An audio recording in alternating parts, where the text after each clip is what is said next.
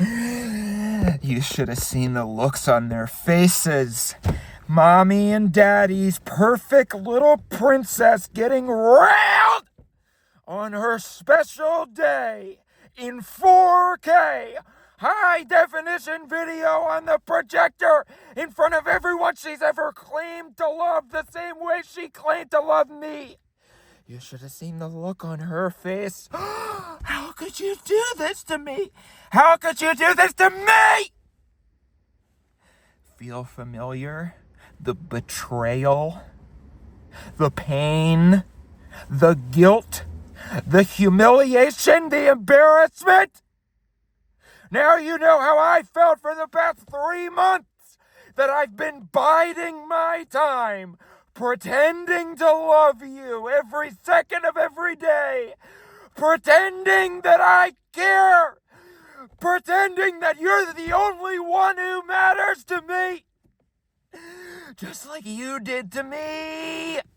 Just like you did to me. All those days where you pretended like nothing happened. But something did happen, didn't it? Yes, something did happen, and you didn't know that I knew that something happened. But I did know that something happened. And now everybody knows that something happened. Everybody knows now. Oh, I'm sorry. Does it suck to be reminded of the person that you are? Everybody afterwards had the gall to say, how could you do this to her? In front of her whole family, in front of all of her friends, you humiliated her. No! She humiliated me, and I had a duty. I had a duty to inform all of the people she's claimed to love of what she's capable of. If she can do that to me, what can she do to you? She loved me enough to get married to me. She loved me enough to say that she'll spend the rest of her life with me. And she was still able to betray me. So what could she do to you? Think about it. What could she do to you if she's capable of that? She's a cheater. The lowest scum on the face of the earth. And the worst part is, I do believe that she loved me. I genuinely do believe that. I almost wish that she didn't give a shit. I almost wish that she was just some asshole who didn't give a shit about me or our relationship, but she did! That's the worst part. I know that she loved me. I trusted her. She was the first person in my life that I ever trusted the words that came out of her mouth. I genuinely believed her when she said, I'll never do anything like that to you, Dan. I'll never hurt you like that. I believed it. And she still did it. She still did it. With some junky loser that I previously called a brother.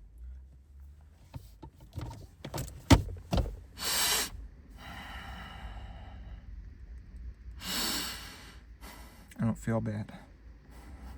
No matter how many people that we both know, no matter how many mutual friends text me today and say last night was completely out of line.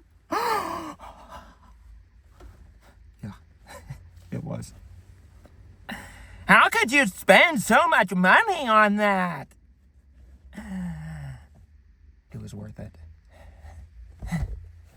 I paid all the money that I had to my name to ensure that the day that was supposed to be the best day of her life was the worst day of hers. Worse than the worst day of mine. When I got that notification on the Ring camera. Movement detected. There was movement, all right. There was a lot of movement. And I screen recorded all of it. Sitting there at work, in a staff meeting. I had to pretend like I was still paying attention to the boss. And you know what? That wasn't nearly as hard as pretending that nothing had happened. Pretending like everything was fine. Pretending that I didn't know. For 3 months! 3 months! Think about that. 3 months, 90 days. 90 days that we went on with the wedding as planned. 90 days that I spent every waking moment with her. That I slept next to her. That I had sex with her. 90 days. 90 days she was right next to me.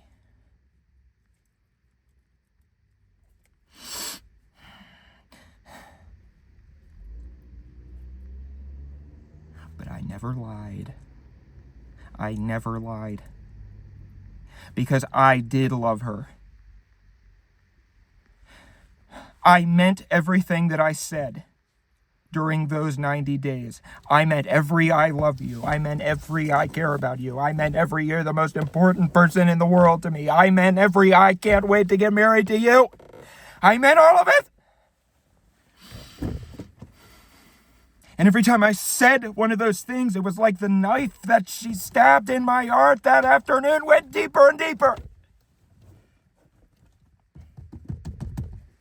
And last night, when I saw it on the projector, huge, projected for everyone to see, I lost count of how many times I've watched the video.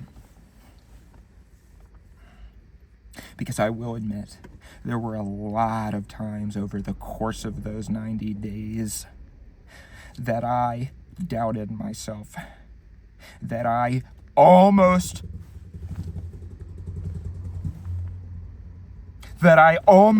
forgave her. There were a lot of nights that I wanted to say, you know what, forget it. Let's just get married. Let's move on. Let's put it in the past. But you know something else? Every day that I thought that was another day that she didn't fess up.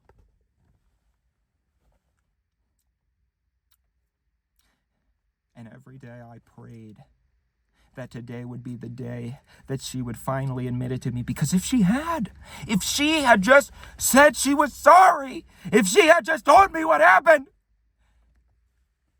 then it would have been okay. But it didn't happen, and she didn't do that.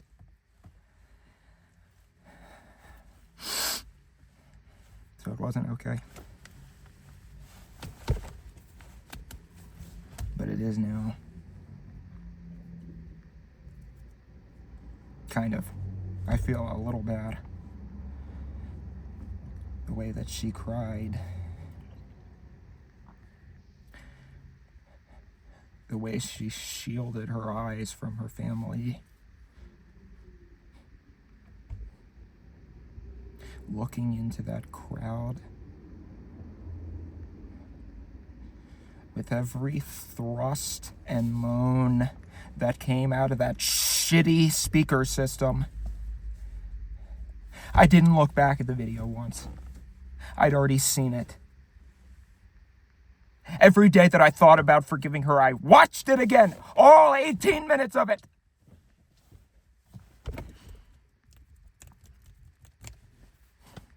I watched the crowd. I watched their eyes as the slideshow went from our most cherished childhood memories, from our vacation pictures from Aruba, from the night that I had the ring in my hand and I asked her to be my wife. The happiest moments I could think of. And I meant all of them. Watching their faces as those pictures clicked. Next.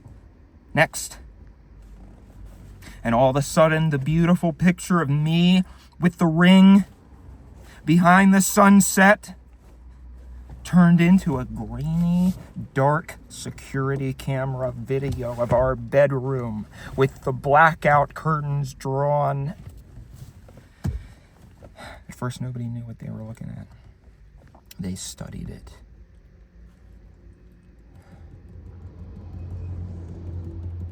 But the sound, they knew that sound.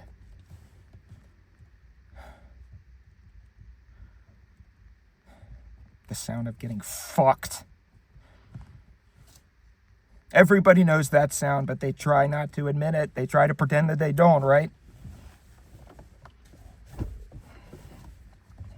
I sometimes wonder if I could have gotten over it if there had been no sound. But there was sound. By the 100th time I watched the video all the way through, I used to put it in my earbuds and lie down in bed. The nights when she went out late with her friends to drink and probably do it again. I put it right in my ear holes and I turned it up as high as it would go. And I pretended like I was laying right there next to them doing it. Right in front of my face and right next to my ears. Because that's what they did. Both of them! Both of them!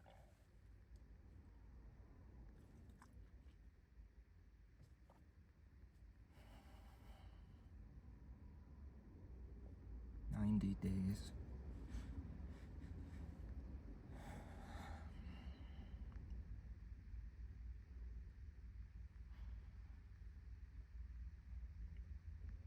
I meant every word that I said during the ceremony.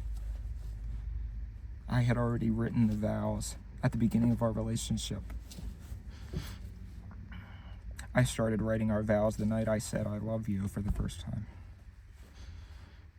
And I hadn't changed them the entire time. That was 3 years ago.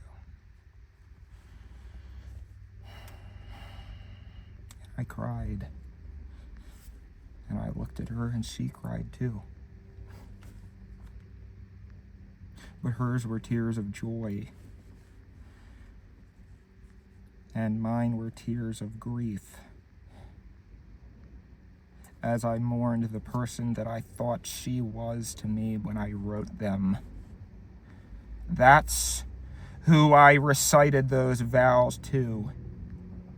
The person 3 years ago who I fell in love with, who I genuinely believed would never do that to me.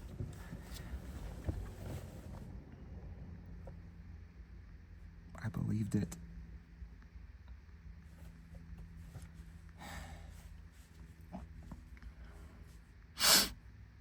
And then I kissed her. The same way that I had done every day. But I knew, ironically, this would be the last time I ever would. So I meant it. Because I wanted her to still feel my tongue on her lips when she watched that video. I wanted the taste of my mouth to be in hers when she heard the clap of her ass cheeks.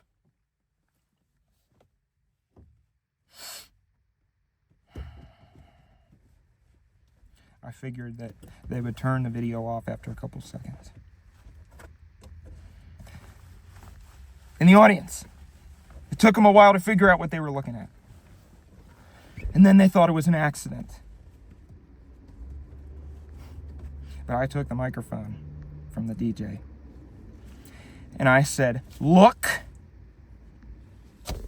this was no accident.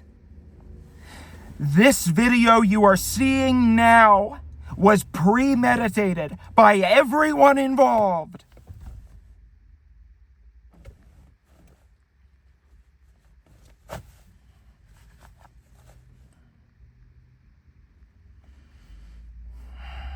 And because I'm a good person, because I have empathy,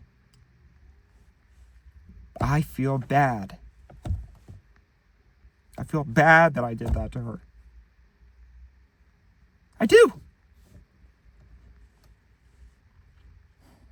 And All that does is make me even more sure that I made the right choice. Because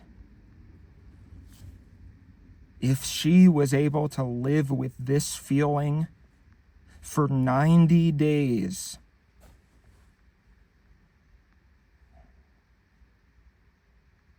she deserves that I live with it for the rest of my life.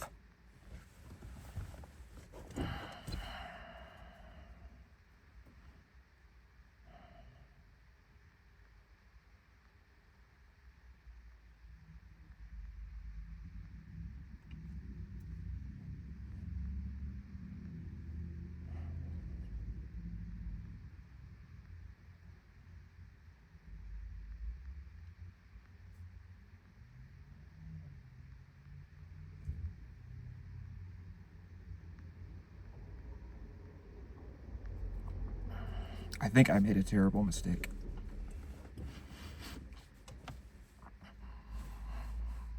I think I did a terrible thing. But I have to be angry because it hurts less.